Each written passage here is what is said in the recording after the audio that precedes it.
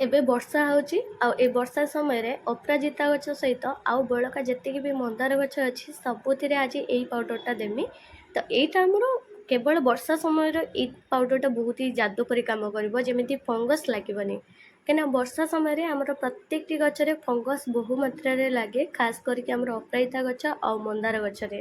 ତ ମୁଁ ସେବତୀ ଗଛରେ ବି କିଛି ହାଲକା ଦେଇଦେମି, କାହିଁକିନା ସେବତୀ ଗଛ ଯେହେତୁ ଗୋଟେ ପର୍ମାନେଣ୍ଟ ପ୍ଲାଣ୍ଟ, ତାର ମାଟିରେ ବି ବହୁତ ସାରା ଫଙ୍ଗସ୍ ଲାଗେ, ତା ଦ୍ୱାରା ବି କିଛି ଦେଇଦେମି।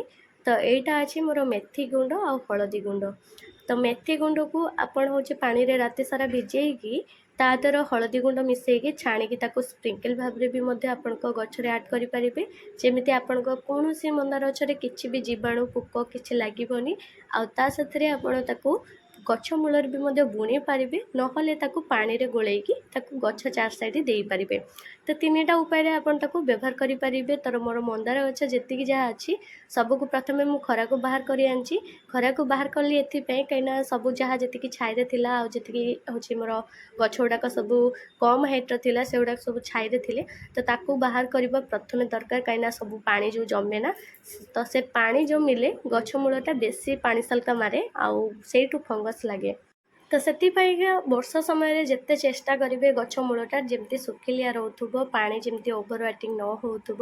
ଆଉ ଏଇସବୁ ହେଲା ମାନେ ଗଛରେ ମୂଳରେ ଲାଗିବ ଫଙ୍ଗସ୍, ତାପରେ ଡାଳ କେନା ଉପର କୁଆଁ କଢ଼ ସବୁଥିରେ ବ୍ୟାପି ଚାଲିବ। ଆଉ ଏ ଗୋଟେ ଏମିତି ସମସ୍ୟା ଯେଉଁଟାକି ଆମର ମନ୍ଦାର ଗଛକୁ ପୁରା ନଷ୍ଟ କରିବା ଯାଏ ଲାଗି ରହିଥିବ। ସେଥିପାଇଁ ହେଉଛି ଆପଣ କ'ଣ କରିବେ, ତ ଚାଲନ୍ତୁ ଆଜି ଆପଣମାନଙ୍କୁ ଭିଡ଼ିଓରେ ଜଣାଇ ସାରିଲିଣି ଅଲରେଡ଼ି, ତ ତଥାପି ଜଣାଇ ଦେଉଛି।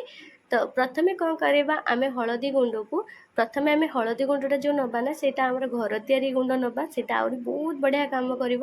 ହଳଦୀ ଗୁଣ୍ଡ ନେବା ଆଉ ତା ସାଥିରେ ଆମେ ମେଥି ପାଉଡ଼ର 1 ଚାମଚ ନେବା। ମେଥିକୁ ଖରାରେ ପ୍ରଥମେ ଦେଇଦେବେ, ଦେଇ ସାରିଲା ପରେ ତାକୁ ଚୁରିବେ। ଚୁରି ଦେଲେ ସେଇଟା ପୁରା ପ୍ଲେନ୍ ସେ ଗୁଣ୍ଡ ହେଇଯିବ। ଆଉ ତାପରେ ତାକୁ ଆପଣ ପାଣିରେ ମିଶାଇକି ଦେଇପାରିବେ, ନହେଲେ ତାକୁ ଡାଇରେକ୍ଟ ଗଛ ମୂଳରେ ବି ମଧ୍ୟ ଦେଇପାରିବେ। ତ ମୁଁ ଏଠି କିଛି ରାତିରୁ ଭିଜେଇଥିନି, ତ ମୁଁ ଭିଜେଇବେ ଯଦି ରାତିରୁ ନା ମେଥି ଗୁଣ୍ଡକୁ, ତାହେଲେ ମେଥି ଗୁଣ୍ଡ କିଛି କରିବା ଦରକାର ନାହିଁ, ଆପଣ ଡାଇରେକ୍ଟ ସେଇଭଳିଆ ମେଥିକୁ ଭିଜେଇ ଦେବେ। ମେଥିକୁ ବି ଅଲଗା କିଛି କାମରେ ବି ମଧ୍ୟ ରୋଷେଇ କାମରେ ବି ମଧ୍ୟ ଲଗାଇ ପାରିବେ। ତ ମେଥିକୁ କ'ଣ କରିବେ, ରାତି ସାରା ଭିଜେଇ ଦେବେ, ସକାଳୁ ତାର ପାଣି ଗୁଡ଼ା ଛାଣି ନେବେ। ହଳଦୀ ଗୁଣ୍ଡ କିଛି ଦେଶୀ ହଳଦୀ ଗୁଣ୍ଡ, ଯାହାକୁ ଆମେ କୁହନ୍ତି ଘର ତିଆରି କଞ୍ଚା ହଳଦୀ ଗୁଣ୍ଡ ହେଉ କିମ୍ବା ଆମର ଘର ତିଆରି ଗୁଣ୍ଡ, ତ ସେଇ କଞ୍ଚା ହଳଦୀ ବି ଆପଣ ନେବେ ଯଦି ଆହୁରି ବଢ଼ିଆ ହେବ। ତ ହଳଦୀ ଗୁଣ୍ଡ କିଛି ନେଇଯିବେ, ନେଇକି ତାକୁ ଭଲ ଭାବରେ ଗୋଳେଇ ଦେଇକି ତା ପାଣିକୁ ଆପଣ ହେଉଛି ଛିଞ୍ଚି ଦେବେ। ତ ବଢ଼ିଆ ଦେଖିବେ, କୌଣସି ମାନେ ମେଡ଼ିସିନ ଦରକାର ପଡ଼ିବନି। ଶୀତଦିନ ଖରାଦିନରେ ତ ବହୁତ ପ୍ରକାର ଆମେ ମେଡ଼ିସିନ ଦିଅନ୍ତି, କାହିଁକିନା ସେତେବେଳେ ଗଛରେ ବହୁତ ମାତ୍ରାରେ ପୋକ ଲାଗିଥାଏ। କିନ୍ତୁ ବର୍ଷା ଦିନରେ ଖାଲି ମାଟିରେ ଅଧିକା ପୋକ ଲାଗେ, ବେଶୀ କରିକି ଆମର ହେଉଛି ଯାହାକୁ କୁହନ୍ତି ସଏଲ୍ ଫଙ୍ଗସ୍। ଆଉ ସଏଲ୍ ଫଙ୍ଗସ୍ ଜଲ୍ଦି ଥରେ ଲାଗିଲା ଆମର କୌଣସି ଗଛରେ ନା, ତାହେଲେ ଆମର ପ୍ଲାଣ୍ଟ ଫଙ୍ଗସ୍ ଲାଗିବ ସାଙ୍ଗେ ସାଙ୍ଗେ। ସେଥିପାଇଁକା ସଏଲ୍ ଫଙ୍ଗସ୍ ଲାଗିବା ପୂର୍ବରୁ ଯଦି ଆମେ ଏଇସବୁ ପାଉଡ଼ର ଟିକେ ଟିକେ ବୁଣିଦେବା, ତାହେଲେ ଆମ ଗଛରେ କିଛି ବି ସେମିତି କିଛି ସମସ୍ୟା ରହିବନି। ତ ଯାହା ବି ହେଉ, ମୋର ଯେତିକି ଯାହା ଛୋଟ ଛୋଟ ଗଛ ଥିଲା ଆଉ କିଛି ବଡ଼ ଗଛ ଥିଲା, ପ୍ରଥମେ ଖରାରେ ମୁଁ ସକାଳଠୁ ରଖିଦେଇଥିଲି। ତାପରେ ମୋର ରୋଷେଇବାସ ସାରି ଘର କାମ ସାରିଲା ପରେ ଆସିକରି ତାକୁ ଗୁଣ୍ଡ ବି ପେଶି ଦେଇଥିଲି, ଯେଉଁ ଖରାରେ ତାକୁ ଶୁଖେଇକି ମେଥିଟାକୁ, କାହିଁକିନା ଖରାରେ ନ ଶୁଖିଲେ ସେଇଟା ଗୁଣ୍ଡ ହେବନି, ପୁରା ଚିପକିକି ରହିବ। ତାପରେ ତାକୁ ଗୁଣ୍ଡ କରିକି ଆଣିକି ମୋର ଗଛର ଚାରି ସାଇଡ଼୍ରେ ତାକୁ ବୁଣି ଦେଇଛି। ତ ଏଠି ମନ୍ଦାର ଗଛ ମାଟି ଦେଖିପାରୁଥିବେ କେତେ କାଦୁଅ ଆଉ ସନ୍ତସନ୍ତିଆ ହେଇଛି। ତା ସାଥିରେ ମୋର ଯେତିକି ହେଉଛି ଅଛି ହେଉଛି ଯେଉଁ ସେବତୀ ଗଛ, ତା ଦେହରେ ମୁଁ ହେଉଛି ପାଣି ଯେଉଁ ବନେଇଥିଲି ତା ଦେହରେ ଦେଇଦେଇଛି। କିଛି ହେଉଛି ମୋର ଛୋଟ ଛୋଟ ଚାରାରେ ବି ଦେଇଦେଇଛି। ଆଉ ବଳକା ଯାହା ମୋର ସବୁ ଏଇସବୁ କୁଣ୍ଡରେ ମୁଁ ଦେଇଦେବି ପାଉଡ଼ର। ତା ଛଡ଼ା ଇଏ ଆମର ପଦ୍ମ ଗଛରେ ବି ମଧ୍ୟ ଦେଇପାରିବା, ଆଉ ତା ସାଥିରେ ଆମର ଛୋଟ ବଡ଼ ସବୁ ଚାରାରେ ଆମେ ୟାକୁ ବ୍ୟବହାର କରିପାରିବା। ତ ମୁଁ ଏଠି କିଛି ଛୋଟ ଚାରା ଯେଉଁ ବନେଇଛି ସେଥିରେ ବି ମଧ୍ୟ ସାଇଡ଼୍ ସାଇଡ଼୍ରେ ସବୁ ବୁଣି ଦେଇଛି। ଆଉ ଏଠି ମୁଁ କିଛି ମାଟି ଦେଖ କେତେ ଉଦା ସନ୍ତସନ୍ତିଆ ଅଛି, ତ ସେଇ ମାଟି ସନ୍ତସନ୍ତିଆ ପାଇଁ ମୁଁ ଏଇଟା ଦେଉଛି, ମେଡ଼ିସିନ ଭଳିଆ ଯେମିତି କାମ କରିବ। ଖରାଦିନ ଶୀତ ଦିନରେ ଯାହା ମେଡ଼ିସିନ ଦିଅନ୍ତୁ ସେଇଟା ଗଛରେ ଚିପକିକି ରହେ, ଭିଡ଼ିକି ରୁହେ, ଆଉ ସେଇଟା ମୂଳକୁ ଜମା ଯାଏନି। କିନ୍ତୁ ବର୍ଷା ସମୟରେ ବାହାର ଜିନିଷ ଜମା ପକାନ୍ତୁନି, କାହିଁକିନା ଆମ ଗଛ ପାଇଁ ବହୁତ କ୍ଷତିକାରକ ହୋଇଥାଏ।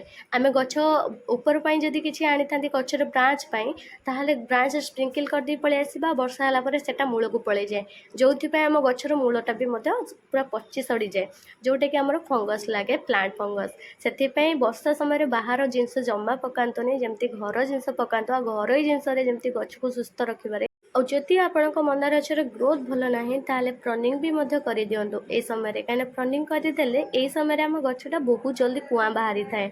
मोर तो ये सब गचर कड़ भरपूर अच्छी से मुझे किटा गच काटी आ किटा गच बड़का छाड़ी देती कहीं कड़ गुड़ाक देखिकी लुभ होगा छाड़ी देती कड़ सरला मात्र मुझे काटी जमीक आज मोर बगीचार किसी नुआ फूल फुटी हलदिया रंगर आ गोटे हूँ धला रंगर धलार थोपा आ हलदियार सिंगल पेटाल तो धलार थोपा मु कहार की माने वीडियो शेयर करनी मोर चैनल रे किंतु हलदियार जो सिंगल पेटाल सेटा आज मु वीडियो अपलोड करछि आपण माने देखिथिबे प्रायतः ए वीडियो भी मते मु पोस्ट करछि काना से फूलटा बहुत सुंदर देखिया को आशा करछि आपण मानक भी भल लागिथो।